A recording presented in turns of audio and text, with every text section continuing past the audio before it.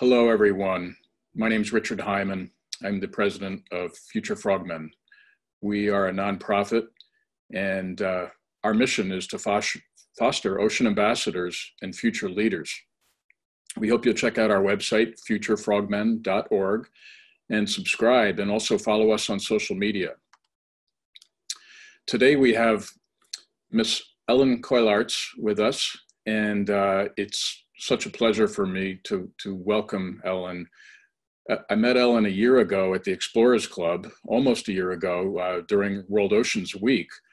And it was interesting because I popped into the back of the room. We had been on a break, and I heard somebody speaking in the main room.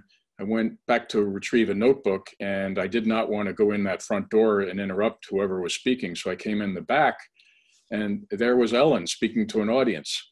And I was so impressed by Ellen's presentation, her words, and her wonderful photography. But her stories of adventure and her personal story is so fascinating. And I even have learned more in preparation for today's call about Ellen. But Ellen is, one thing we're going to talk about today is Ellen is curating the photography competition for this year's UN World Oceans Day, which is June 8th. So I look forward to Ellen telling us about what she's doing there. And that's part of the reason we're doing this call to help World Oceans Day, the United Nations World Oceans Day, and the Friends of the United Nations World Oceans Day. I recently heard Ellen on a wonderful webinar she did on for a lady named Chantel, and it's called Diver Medic. And among the places you can find it is on Facebook. It'll give you additional insights into Ellen, and you'll see some of her photography there, which is just amazing. And I learned some things there that Ellen actually has or had or has still a health issue, and that's why it was fitting for Diver Medic for her to be speaking with them, as well as some of the mental things that go along with being a safe and professional diver. You really have to have your act together and be of sound mind, which we'll ask Ellen about that today as well. Ellen talks about some things that really resonate with me and with what we're doing at Future Frogmen. Communication. Like today, this is a form of communication. We try to bring stories to you, our listeners. And we use video, audio, and writing to do that, all for the good of the ocean. We try to inspire people to better understand the ocean and to protect it. Ellen talks about being part of a team, and we have a great team of volunteers and interns at Future Frogmen, and we welcome people of all ages and all backgrounds. We're an interdisciplinary organization, so we welcome that. And Ellen's comments about being part of a team are so important when you're on expedition, and that really resonated. And Ellen also talked about don't let anybody tell you what you can or cannot do. That is so important, and it takes a lot of courage and experience. Future Frogmen is born out of mentoring, and that I think that is one of the things we try to do at Future Frogmen, is to give people the courage like Ellen has, and go for it. Just say yes to adventure and whatever your passion might be. And you may not know what your passion is; it may be still developing. And then finally, age. Age doesn't matter. It's all relative, but people of all ages go out and pursue that adventure and what inspires you in life. So I went to Ellen's website, and Ellen's very modest on her website.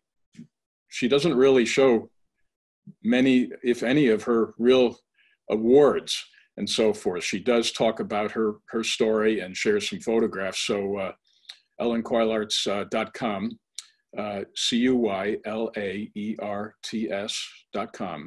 ellenkoilarts.com. But Ellen is she's an award-winning freelance photographer underwater as well as on land, and also on ice, Ellen, right? As you photograph seals and polar bears and so forth atop the ice in some of the harshest climates in the world. Ellen seems to gravitate towards cold water, which fascinates me, but that takes a special person. And I know one of the reasons she must do it is because of the creatures she finds there and her affection for them. She's a fellow of Explorers Club International. She's a member of the Flag and Honors Committee at the Explorers Club. She's an inductee to the Women's Divers Hall of Fame. Ellen has a master's in history and education, and also a professional career in information technology before she became a diver, I believe that was. So Ellen's from Belgium, but she lives in Grand Cayman, of all places, which is a pretty nice place to live, I'd say. So with that, I'd like to just share a brief trailer with you of a film that Ellen wrote and at least co-wrote and participated in directing as well. Ellen can tell us more about that in a moment. Deciding to go into the water to win that fear, it is impressive.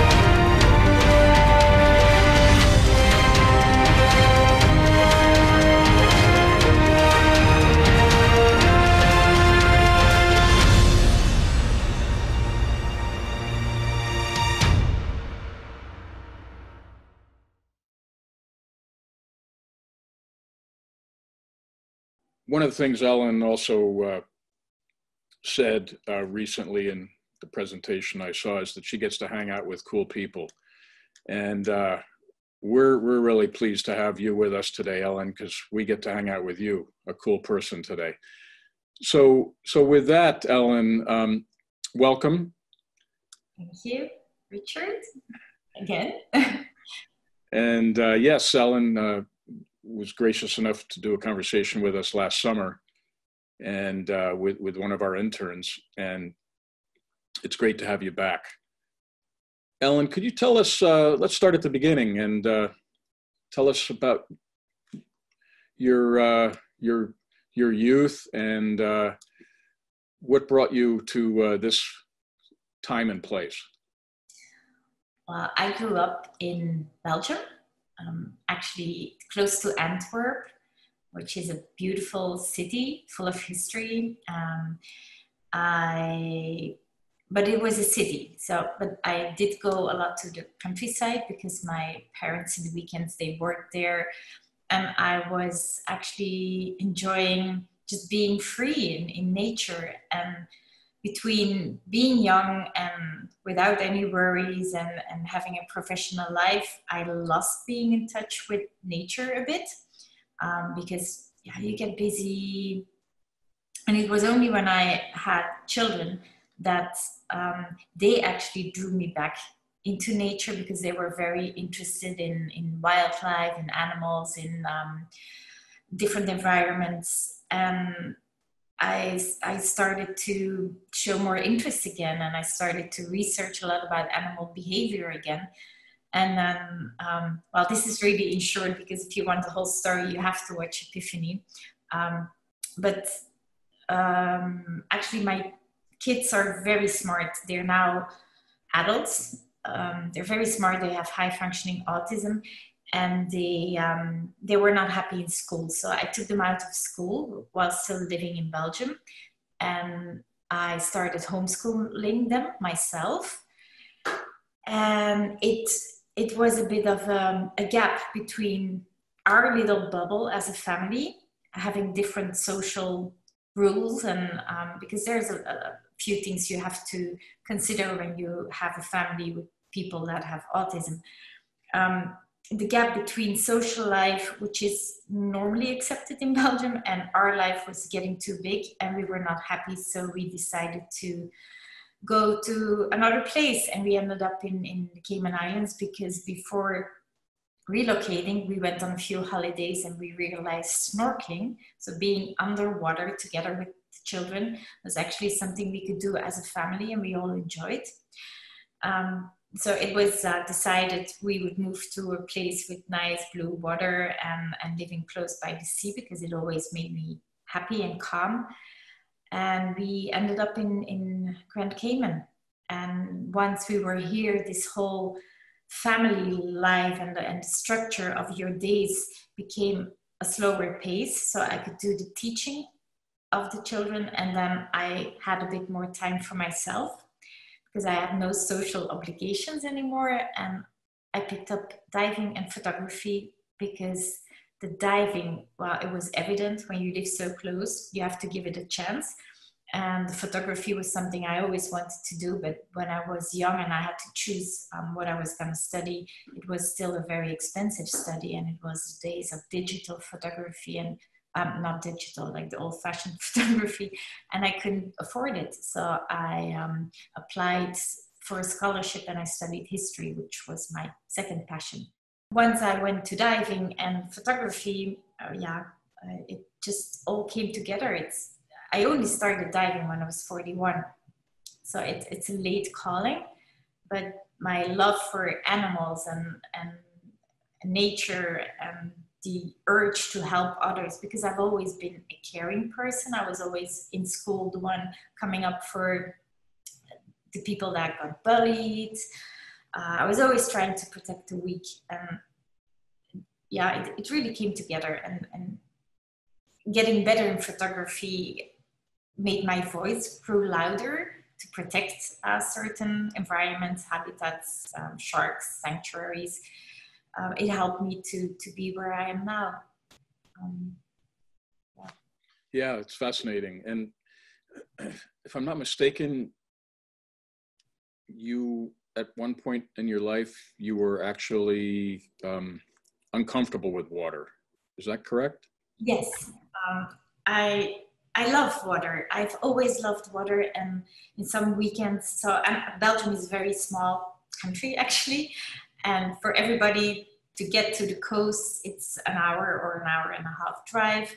So my parents took us in during the holidays. We didn't travel. I only took a plane when I was 18. That was my first plane I took, was to India, but so it was a good baptism, or how do you call it? We went to the coastal side, and that's where the holidays were spent. And the sea always had something calming, but the North Sea in Belgium, it's a dark sea, and we have a lot of rain, so it's not the most appealing. But I went in. Of course, my mom, she always was afraid of water. So it does go a bit like, don't go too far. Oh, you can't go swimming too far. You have to be able to stand. And then there was no visibility.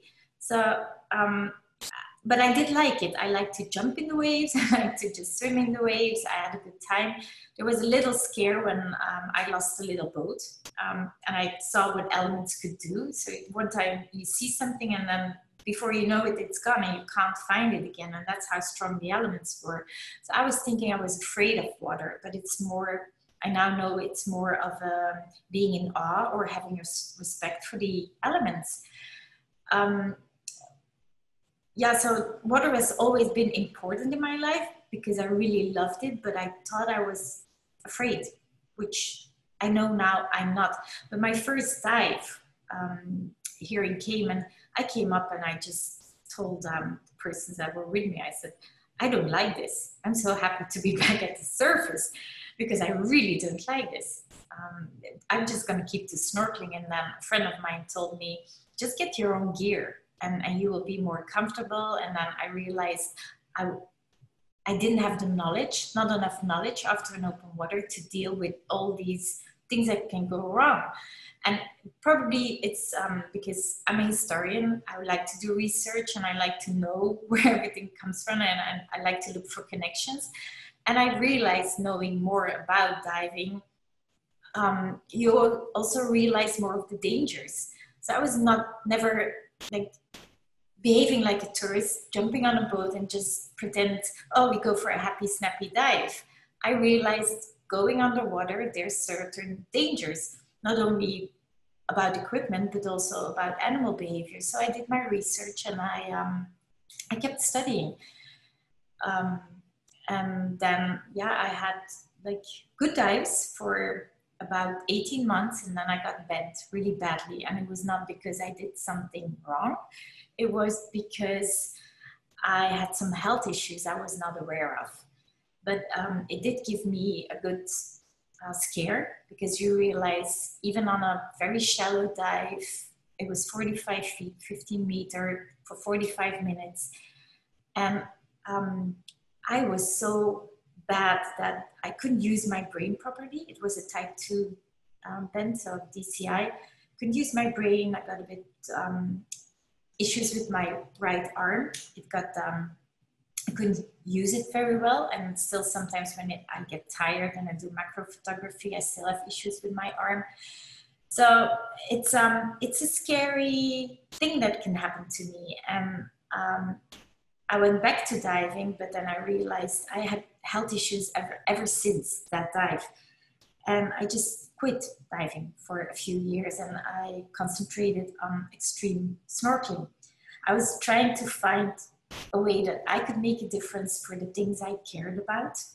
So I choose subjects that usually don't get enough attention because it's harder to get to.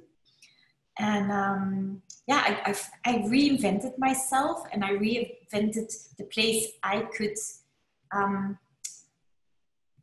yeah, that I could fill in this underwater ambassadorship or protection for the animals and habitats and environment. And that's what happened. And then 2 years ago, I went back to diving, and I became even a tech diver, a cave diver, full cave. So life is full of surprises. And now I'm 50. So in 10 years, a lot of things can happen. But I think it's important to follow your passion. And yeah, nobody can say that you can't do anything if you use your brain and you're very cautious about everything, and you follow also what you feel, how you react to things, and you get good follow-up. Because I have a medical every 6 months. I do stress tests regularly because I have a heart issue. So that's the health issue we're talking about. I'm just very aware of everything. And when something doesn't feel right, I don't do the dive. But it's not just about diving. It's also about if I'm on an expedition in the cold and it's a land expedition, I also am very aware about protection and doing like no crazy stuff. And not doing the crazy stuff, maybe I have to explain that a bit more. It's also, to me, very important for the animals, because if I do something that I don't think about and it brings an animal in danger and something would happen to the animal, I would only blame myself. And I think as somebody that wants to protect certain environments, you have to practice what you preach and be in control at all times. That's one of the things that stuck with me from your presentation at the Explorers Club. You told a story about, I want to say it was a polar bear, I'm not certain, but you showed patience, and there was potential danger to you, but there was also potential disruption to the animal you were studying, and you backed off and you you basically quit for the day and went back the next day. Yeah, because it doesn't matter. A picture is worth nothing if you do damage. And I would just not be able, and I see it happening all the time. I see it on a small scale happening where I live, Grand Cayman. It's a diver's paradise, but it's also one of those places where a lot of people from abroad just visit once a year, and then they go diving, and they also have a camera and they want to come home with beautiful images. But the pressure on time and the very few occasions they have to go in the water becomes so big to them, even if they don't do anything with the images. They just have this one goal. This trip, I want to see this animal or that critter, and I want the perfect picture because I look up to other photographers and I want to be on the same level.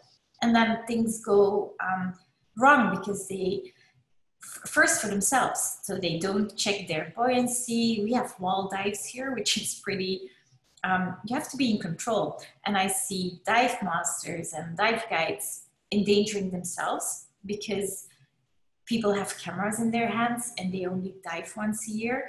And then they also, I see the damage they do to the coral and sponges and it's just, it doesn't feel right to me.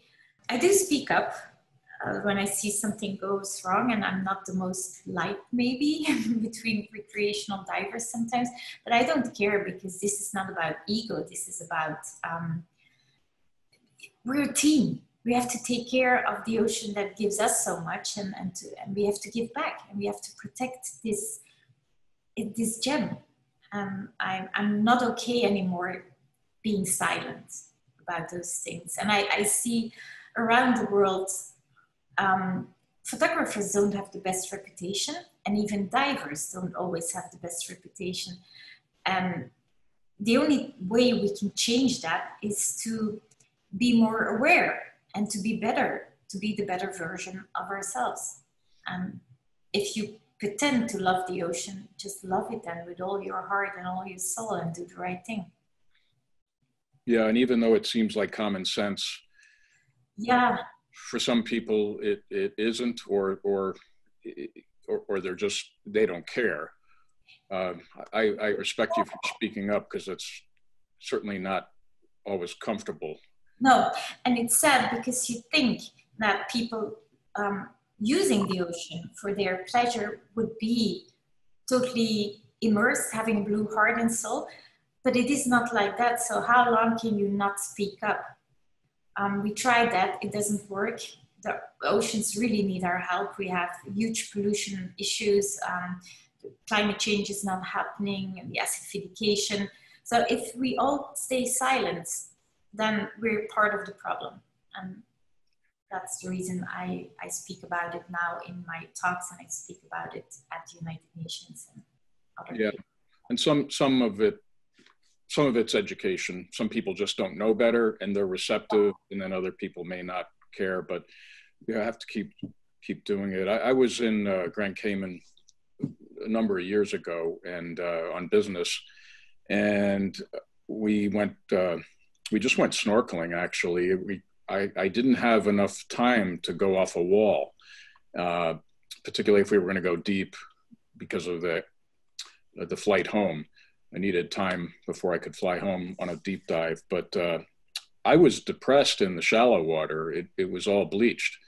You know, some of the people that were with me were impressed because they saw a fish or two, and I was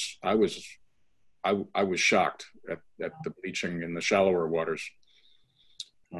Very curious. So we, as all over the world, we're in a lockdown, so we're not supposed to use the ocean. It's big fines here, like $1,000 to $3,000, and I totally understand it. We're fighting this pandemic as we should, but I'm very curious to go back and to see what this timeout has done for the oceans, and because we have been asking resilience from every critter in the ocean, and I'm really looking forward to see our resilience, how we are dealing now with this staying at home thing. but how it helps healing the oceans. So I try to see the silver linings, and I can't wait to go back and document the changes, the positive changes, because there have to be. We see sharks, well, the police helicopter that's patrolling, they see the sharks coming in closer on places they've never seen before. So those things are really, they make my day. Yeah. No, that's really a wonderful thing that's happening around the world on land as well. Yeah. Although it's, in a way, it's sad when the animals are coming into the cities and so forth, but they're kind of reclaiming their prior territories on land and underwater. Now in the States, most, if not all, the beaches are closed. You're prevented from going in the water there because of beach activity, or what is the reason? Yeah, so the beaches are closed. We're under a soft curfew during the day, which means we can go out for groceries, but only on your name day, and then during a lot of times. And then during the evenings and night, we have hard curfews. So we are not supposed to be on any beach. Even if you live at the beach, you're not supposed to cross or actually be at the waterline. So I can't even walk my doggy. So he's very depressed now because he's a bit older and he has some issues, but he has to just use the backyard. And it's also just, if you go in the ocean and something happens, also people can't go fishing, not swimming in the ocean, because if something happens, it's a drag on the healthcare system, which I totally understand. Yeah, that's probably the bottom line there. Stress on healthcare if there's a diving accident or whatever. Yeah. It's again a team effort. We're all in this together. So yeah. Now earlier you were talking about when you got bent. Yes. Now, was that 45 feet or 45 meters? 45 feet. Yeah. Meters. Very shallow. Yeah, it's amazing. Yeah. And I still, when I first talked about it, when it happened and I went back to diving, I was on the boat, I got judged the whole time. So people just say, oh, what did you do wrong? What did you do wrong? I didn't do anything wrong. And then also when I dive here, I live here. So I think because of the heat, this is tropical, your blood thins. So I'm cold more quick than other people, and I dive in a 5 to 7 mil wetsuit when I'm diving here. And I always have to explain myself because tourists don't understand. And I learned that I don't have to explain, but the reason why I kept studying, or I went back to diving and study so much, is because now I can give them a scientific answer if I get questioned. Like, this is the reason why, and because that's an issue. It seems like everywhere you go, you're being questioned, and the more you know, the more you can answer. Yeah. Can you tell our listeners what it means to be bent, and when you say DCI, what do you mean by that? Yeah. So sometimes when you go diving and you come up too quickly, your body hasn't resolved, in very simple, didn't resolve the bubbles yet, and they can get stuck. And they call it the bends because if they get stuck in your joints, then you really have pain there, and you probably bend over by the pain. But it's in order to resolve those bubbles, that's why you come up slowly and you do your safety stops for the body to be able to dissolve the bubbles when they're still under pressure and smaller. So I had a type 2, which means they hit my central nervous system, and it's a different bend. I didn't have pain. I just was totally out of it.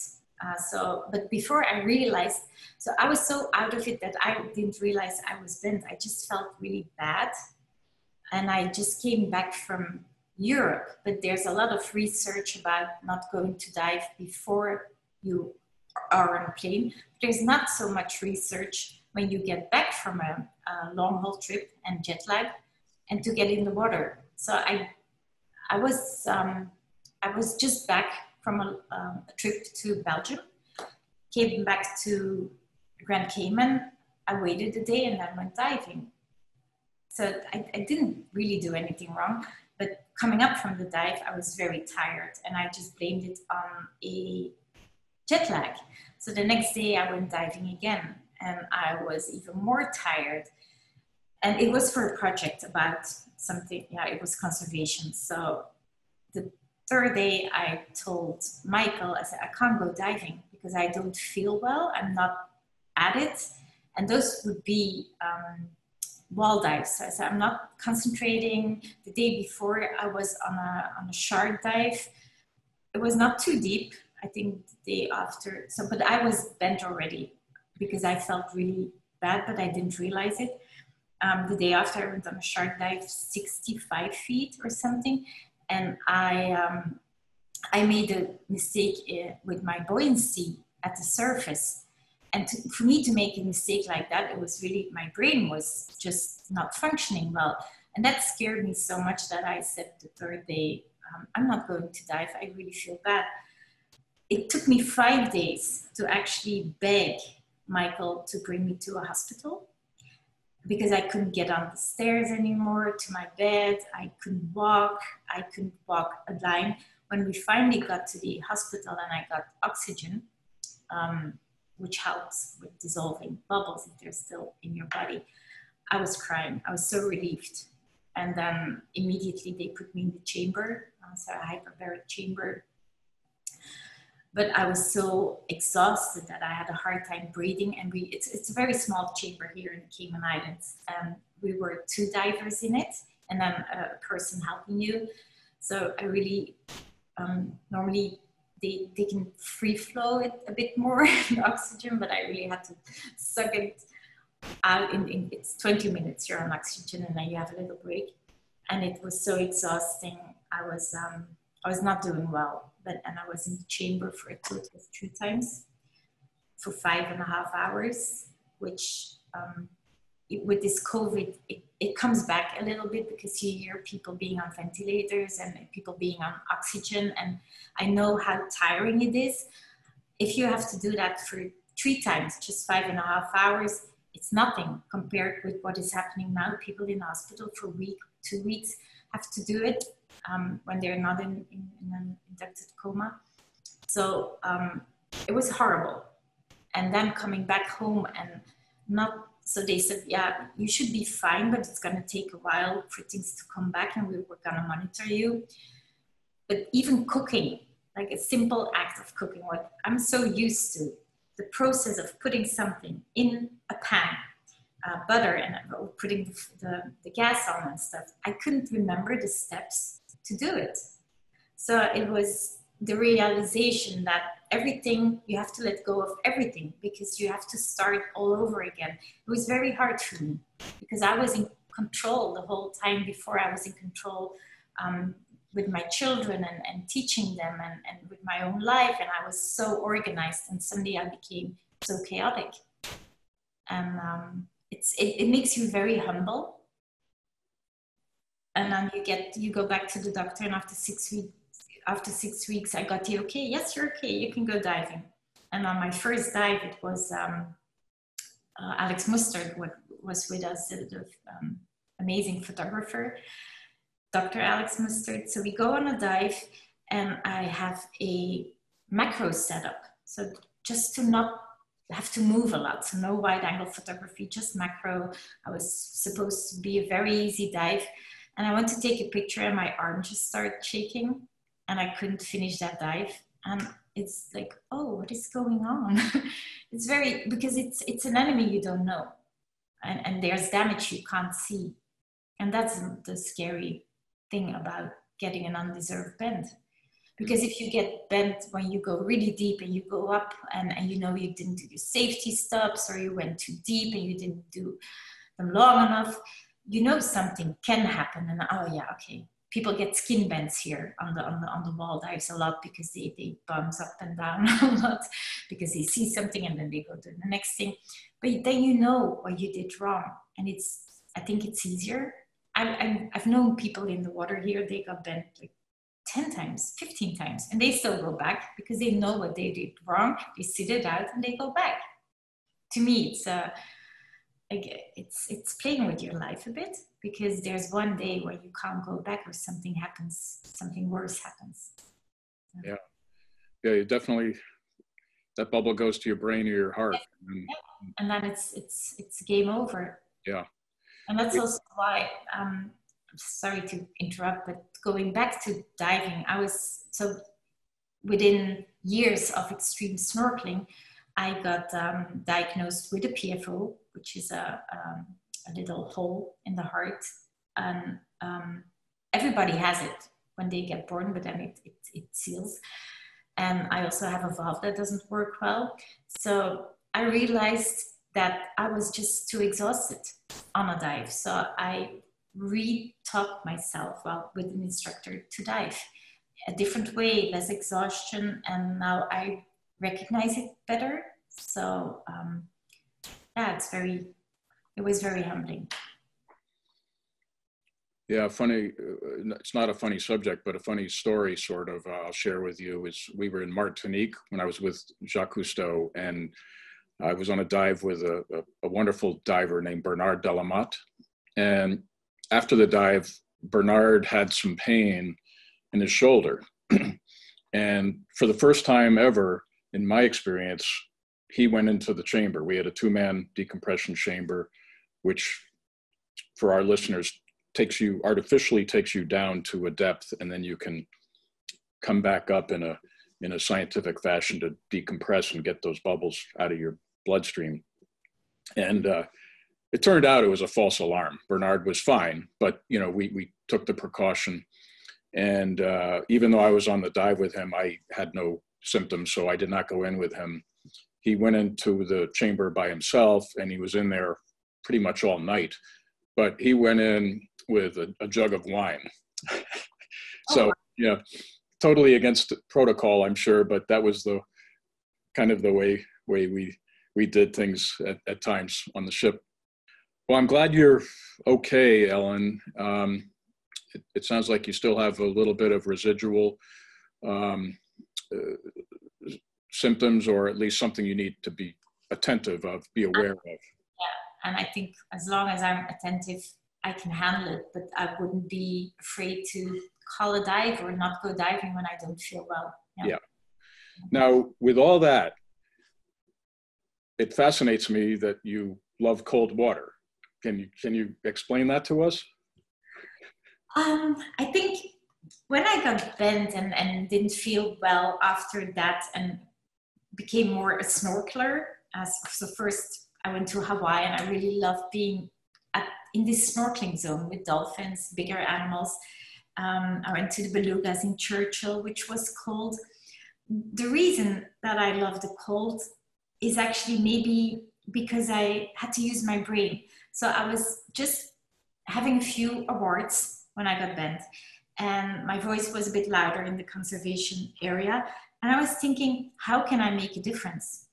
You can't make a difference with doing the same thing everybody does, which is blue, tropical water that everybody loves to be in. So I went to Churchill, which was a bit colder, and I loved it. The darkness, it's a different mindset. So you have to think more as an animal instead of observe behavior, which you can see. When you're in blue water, you can spend a few dives observing your subject. You do your research at home, and then you see how they are in the water. But when you're in cold, dark water, you can't really observe a lot because you can't see it if they don't come close. So you have to do a lot more research. You have to observe also from the surface, and then you have to try to think like the animals. And I think that's what I like, because you have to work harder to establish this connection where you can make an image, where you can work on an image. And to me, it's been a very rewarding journey, because it made me aware that I was a good observer in the things I did with my children. So I mentioned the autism, and some people say, oh, you're always mentioning autism. Yes, because it's part of my family. It's part of my life for so many years. It doesn't go away. I'm not saying they have issues. I'm just saying it's a part of their being. They're different, but they're amazing. And it's not because you don't see something that it's not there. So, but I have to mention it because when they were little, there were little things that happened during the day that I had to be aware of, because they could have consequences the same day, a day later, a week later, or a month later. So if I didn't observe, I couldn't analyze the situation and I couldn't help it. I couldn't be actually positively constructive in a solution. My children drawing me back to nature and having the experience with them and being a good observer really helped me with the animals. So this whole late in life mission and then getting bent and then going to extreme environments, it was actually all meant to be, I now think, because it's something I believe I'm really good at. I don't like to praise myself, but that's where I made the difference. And some people say, oh, I go to those destinations because of the images I saw, because of the stories you told. I'm interested. I didn't know about them. And that's actually what gives me a lot of satisfaction, or make it not satisfaction personally, but like I have a cause, I'm following a cause, or I have a goal. It's my life goal to maybe contribute in that way. And I do love the cold because that's where I could make the difference. And I went back and more cold and more cold. Yeah. Yeah, well, that makes perfect sense. Now that you've explained it, I can visualize you with the polar bears and the seals. Yeah, it's like you're in this void. It's a solitude, because you have the Arctic and you have Antarctica. Antarctica, if you know the places, you have a zillion penguins and you have lots of wildlife. But the Arctic is much harder to get the encounters.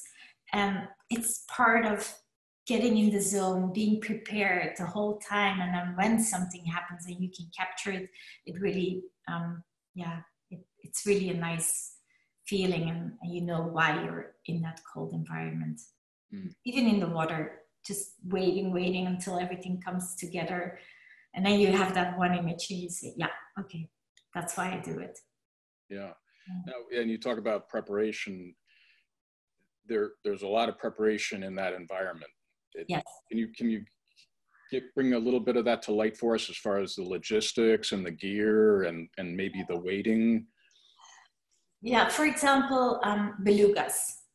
We all know belugas. Some people know them from aquaria, which is a different story. So I don't like see marine mammals in aquaria because of the sounds, and it's just cruel, it's torture, but I don't want to judge anybody. The reason I went to belugas was because I wanted to see them wild and free. And I saw a lot of photographers going to Russia, to the White Sea, I think. And I saw those images with eyes, and I was really like, oh, wow, this is beautiful. But then I found out it's in a sea pen. So I was like, no, that's not wild and free. So I've found out, how do they live? They're Arctic whales. They most of their time is in dark, under the ice in darkness.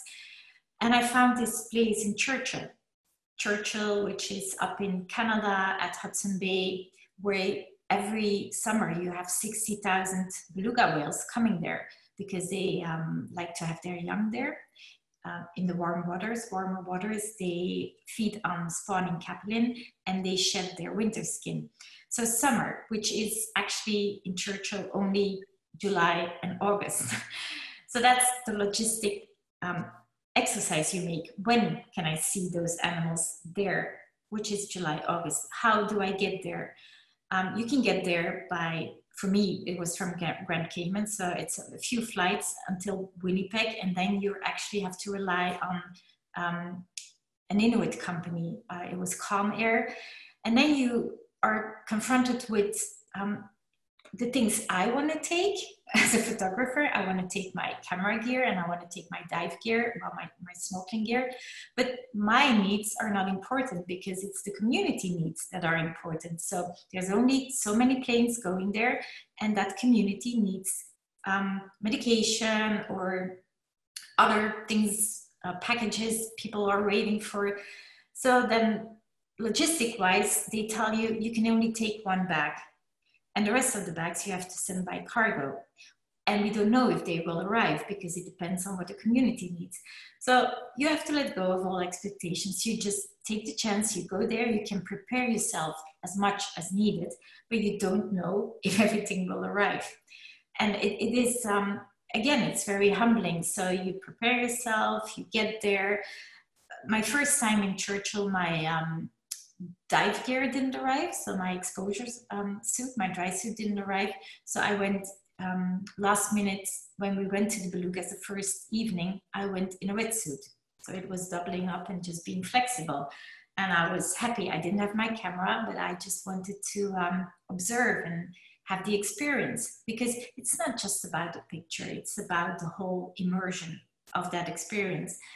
So I didn't make an issue out of it. I just was very grateful to be there. And then the next day, my dry suit did arrive. I considered myself lucky. And 2 days after, my camera gear did arrive. So I considered myself lucky. But that whole first trip, I was not able to take a picture because the conditions were very bad. Visibility was 0. And then the fog came in and we couldn't even get on Hudson Bay anymore because it was just not safe. So what did I do? Did I whine about it? No, it's not the most easy trip. You have to prepare yourself and get everything together. But I just decided I would go back the next year and try again. And I know it's when you come home with no images, sometimes you wonder, oh, should I do it? But yeah, because it's a passion. I wanted to go back, and I thought more about how can I deal with bad conditions, the conditions I saw. Maybe I should approach the animals differently. Maybe I should be more playful in the water and make them interested in me and make them come to me. And going back the next year, dealing again with the luggage issues and weather issues, the moments I had in the water, again, there was not a lot of visibility and there were a lot of thermoclines that year, a lot of rain coming down, runoff from the rivers, but I got them interested in me and the animals came to me and I got the images I could only dream of. And I'm happy I went back because 2 years later, you were not allowed anymore to go in the water with the belugas there. So should I have dealt with disappointment and saying, oh no, it's just not worth it now, I want to go to an easy destination and come home with images, I might have missed that opportunity to go. So I'm a bit of a yes woman. And when I think, can I do it? Yes, just go. Because everything you postpone, there's no given that it's going to happen again or that it can happen again. Yeah, that's a great message. Communicate that as well. We try to communicate that if you're given an opportunity, use common sense, but try to say yes, because you may never have that opportunity again. And it could change your life. Then you went back, and I dare say that second visit changed your life. All the other changes you've had, that also changed your life, right? And the weird thing about that trip is that the fog came on Hudson Bay. So it was a big layer of fog. And I was still in that fog attempt to see this beluga but I was enjoying hearing them because they are the canaries of the sea. They make these very high pitched noises. And suddenly my guide on the Zodiac, I heard her and she said, come out of the water now, polar bear. So I had a land camera in the Zodiac and I was just pulling myself up on the rope. I couldn't see the Zodiac, so I was really pulling as if my life depended on it. Maybe it was. But I pulled up, got onto the Zodiac, took my land camera, and the polar bear was so close, so I took a shot of a polar bear in these misty waters of Hudson Bay. And because I posted that picture later on Facebook, just with the story, I went to Churchill, didn't get the images I want, but this was quite the experience. And an editor of the 50 Fathoms Blancpain editions, the Blancpain does a lot of ocean commitment projects. The editor saw that image of that polar bear, which really was not a great image, but he saw it and he contacted me, and I became part of this 50 Fathoms Blancpain project, which was a big honor, but that's because of that image. So everything has a reason, I think. Because through Blancpain, I got involved in the United Nations World Oceans Day. So again, everything's connected. Boy, we're going to have you come back, Ellen, to talk about so many of the other locations and other creatures, which I know you also love.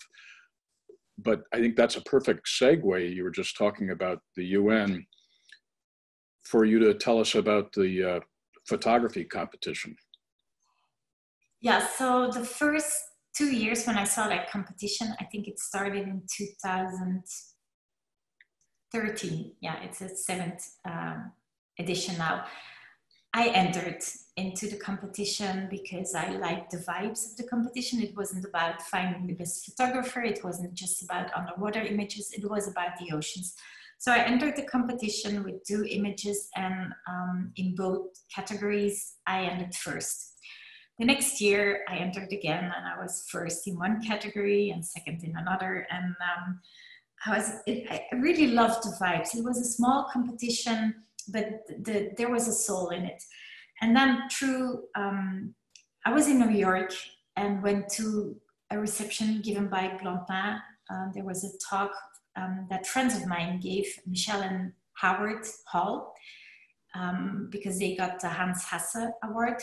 And they gave a talk in the Blancpain boutique on 5th Avenue.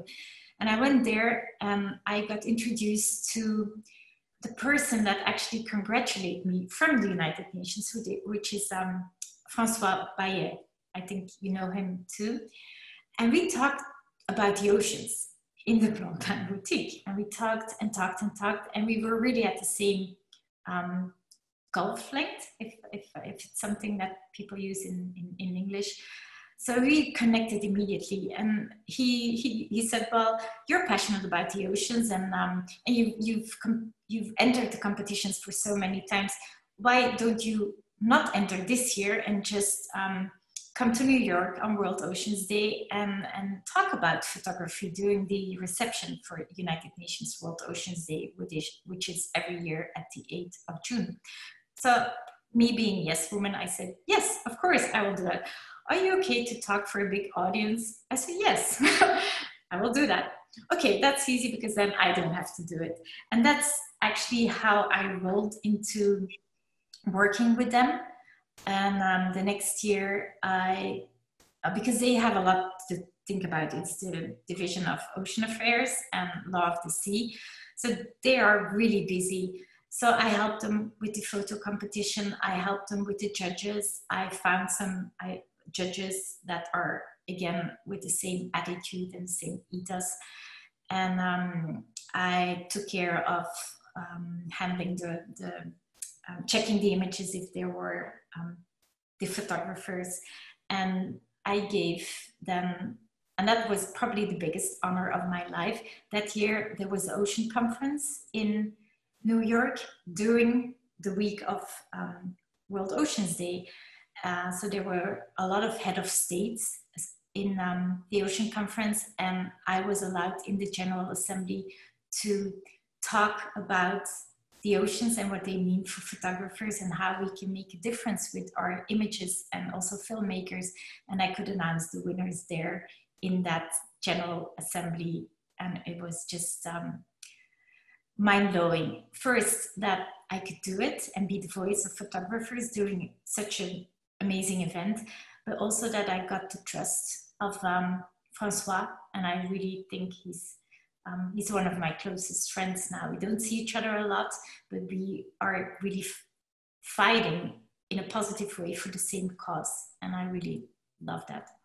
And meanwhile, the competition became bigger and bigger, and this year we just the deadline was the 3rd of May, and we have doubled the entries that from last year. and the quality of images is very high.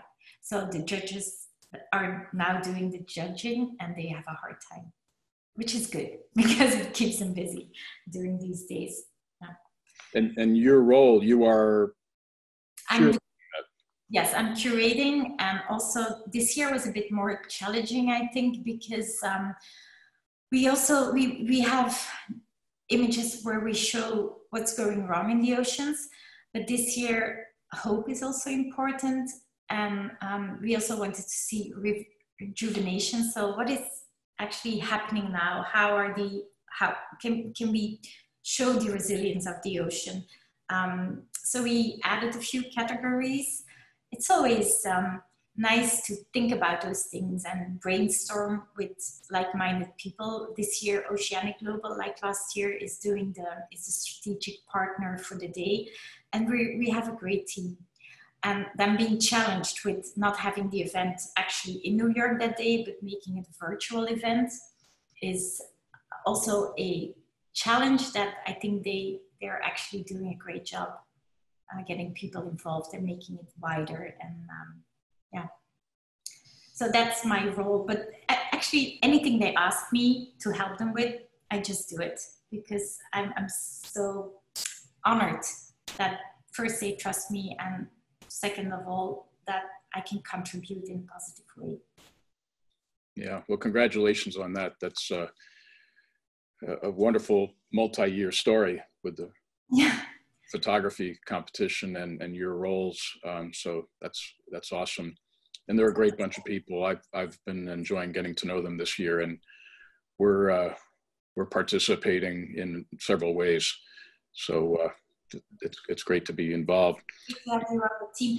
And I forgot to mention that this year also, because it's a multi-year thing, and I'm always thinking what I can contribute. And this year we have a charter. So all participants had to read the charter and agree to it. And it's actually, I don't know if you can see it, but it's 14 commitments that every photographer has to comply with. And it goes from silly things like normally in guidelines or rules for competitions, it is that you can't harass wildlife and you can't pick a nudie prank up and put it somewhere else.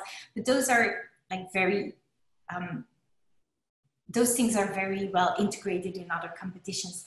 But we made 14 commitments, and one of them is like, I will work locally if applicable and contribute time to document and tell stories in support of local conservation initiatives.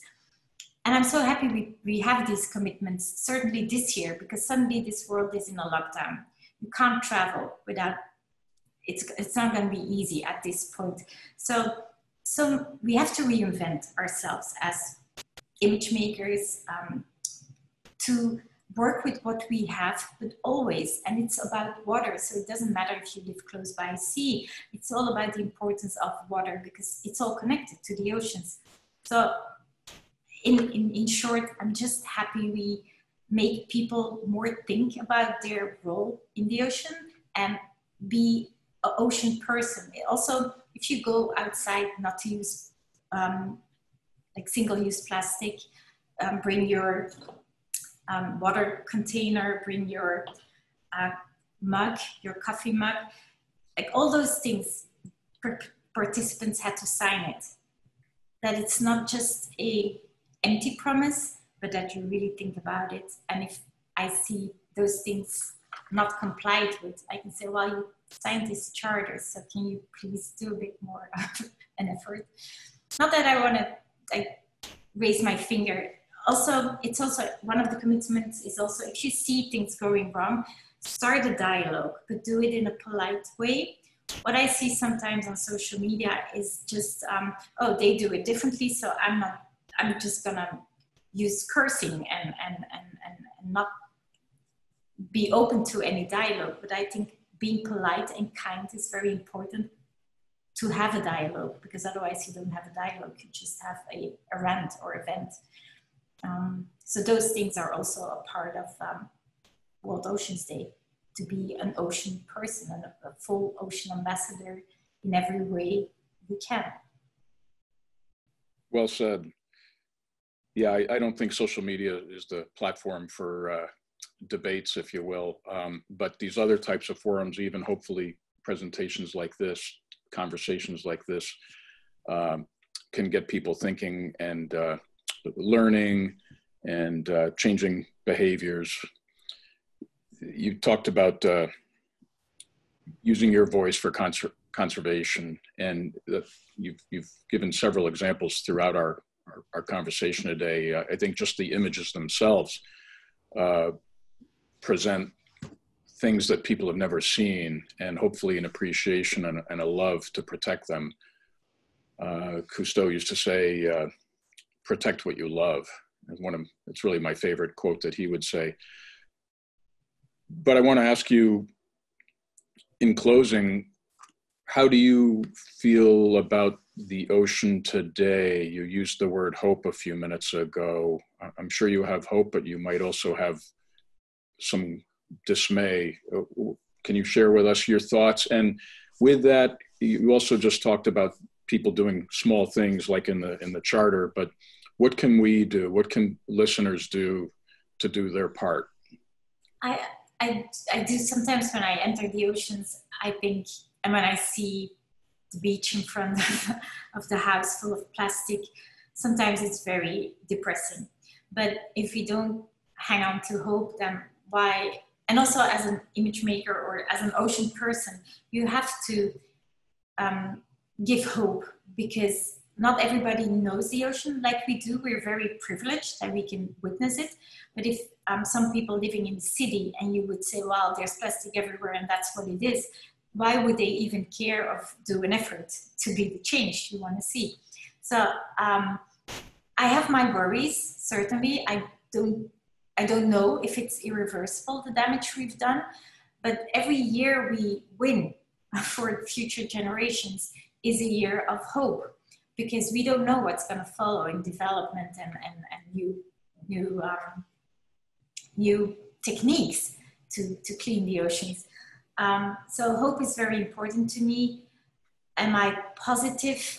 I'm on the verge. So with people, insiders, I would be more open about the things I see. But if I have an exhibition in New York, for example, my message is full of hope. Yeah. What can we do? I think we have to look at ourselves in the mirror.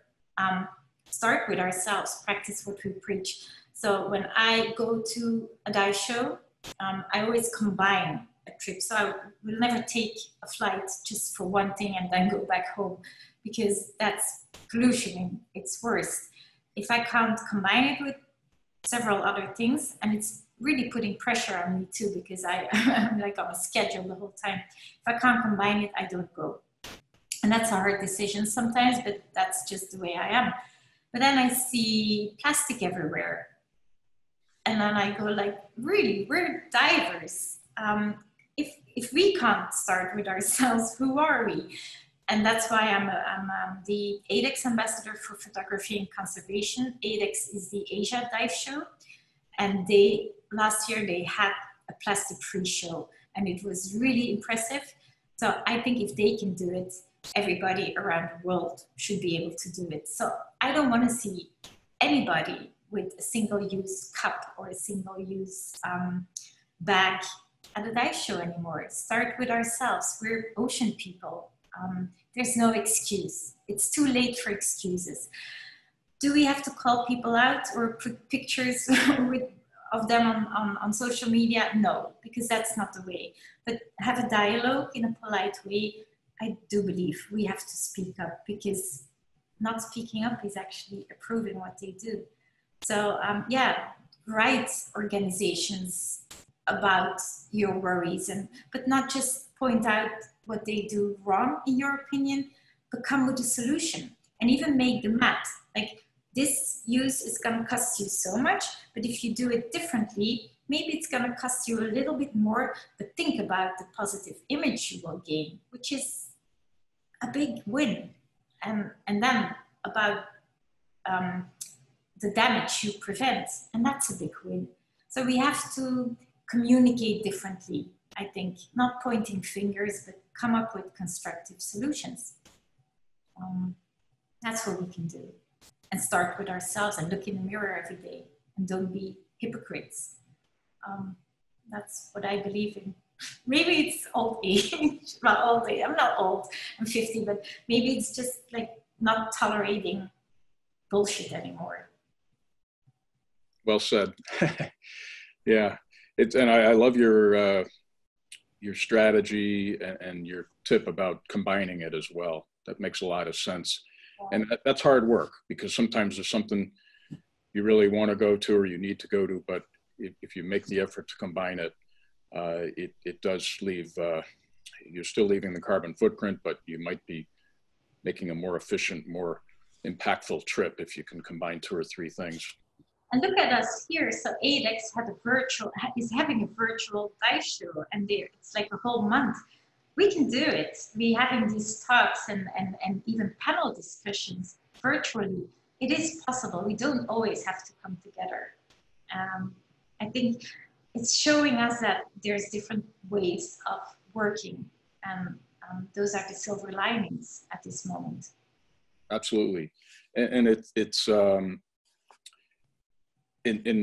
despite the horrible situation we're in, it's a wonderful thing this way. You're in Cayman, I'm in Connecticut in the US, and did a conversation with us when you were, I think, were in, and Jill Earth with Canada.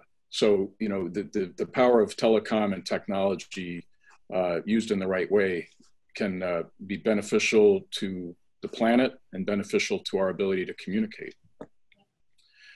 So, Ellen, this has been wonderful. I hope to speak with you again. We could talk easily for another hour or two. So much that you've done, and I'd like to learn more of. And I do hope to see you at some time again in person in New York or elsewhere.